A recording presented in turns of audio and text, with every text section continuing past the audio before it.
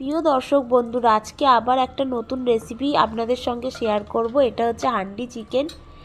Handi chicken খেতে কিন্তু দারুণ হয়, কালারও সেরকম আসে আর খুব তাড়াতাড়ি বানানোও হয়ে যায়। তাই পুরো ভিডিওটা আপনারা শেষ পর্যন্ত দেখার অনুরোধ রইল। সবাই ভালো করে দেখবেন। আর এই রেসিপিটা একবার বানানোর পর আর মনে হবে না যে অন্যভাবে মাংস রান্না করে খাই। খুব টেস্টি হয়। তাই এর জন্য প্রথমেই যেটা করতে হবে, প্রথমে একটা হাঁড়ি কিনে নিয়ে আসতে হবে। যেরকম সাইজের হাঁড়ি কিনতে চান, ছোট বড় পরিমাণ অনুযায়ী আমি এরকম কিনেছি। এরপর আমি কিনে এনে ভালো করে ধুয়ে নিয়ে আমি আগে হাঁড়িটাকে গরম করে নিচ্ছি। এইভাবে হাই ফ্লেমে গরম করে নিতে হবে চারপাশটা। এরপর মাংসটা ম্যারিনেট করব। এর জন্য পেঁয়াজ আর টমেটো দিয়ে দিচ্ছি একটা বাটির মধ্যে। এরপর আদা রসুন একসঙ্গে পেস্ট করে রেখেছি, সেটাও দিয়ে দিলাম। এরপর দিয়ে দিচ্ছি পরিমাণ মতো লবণটা দিয়ে দিলাম। এরপর দিয়ে দেব হলুদ গুঁড়ো, মানে এক এক করে হলুদ গুঁড়ো দিয়ে দিচ্ছি, লঙ্কার গুঁড়ো দিয়ে দেব। এরপর দিয়ে দিচ্ছি কাশ্মীরি লঙ্কার গুঁড়ো।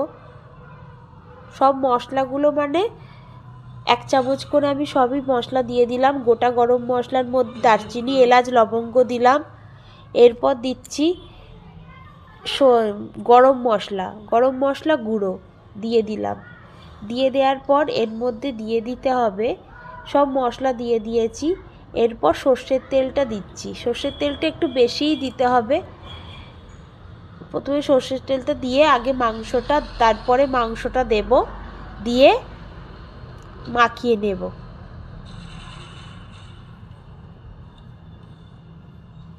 ভালো করে মাখানো হয়ে গেলে এর মধ্যে আলু আর আমি একটা গোটা রসুন দিয়েছিলাম, সেইটাও দিয়েছি।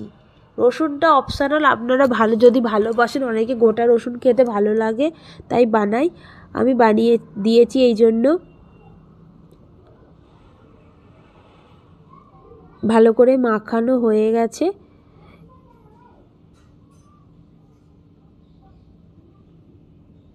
এরপর হাঁড়িটার মধ্যে আমি ওই মশলা মাখানো মাংসটা দিয়ে দিচ্ছি।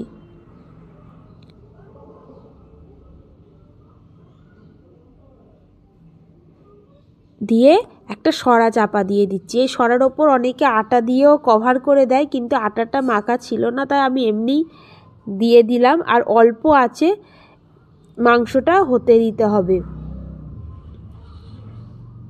একদম দেখুন, লো মিডিয়াম ফ্লেম, একদম অল্প আছে আমি মাংসটা রান্না করছি। এরপর আমি দেখাচ্ছি মাংসটা রান্না হয়ে যাওয়ার পর কেমন লাগছে। গ্যাস ওভেন থেকে তুলেও নিয়েছি, তারপরেও দেখুন ফুটছে টকবক করে।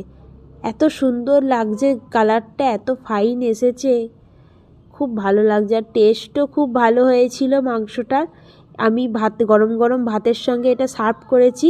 আপনারা রুটির সঙ্গেও খেতে পারেন, খুব ভালো লাগে খেতে। একবার বাড়িতে বানিয়ে দেখুন। ভালো লাগলে অবশ্যই আমার ভিডিওটাকে লাইক কমেন্ট করে দেবেন। আর পাশে থাকার অনুরোধ রইল বন্ধুরা সবাই যদি আমার পাশে থাকেন তাহলে আমি আরেকটু এগিয়ে যেতে পারবো।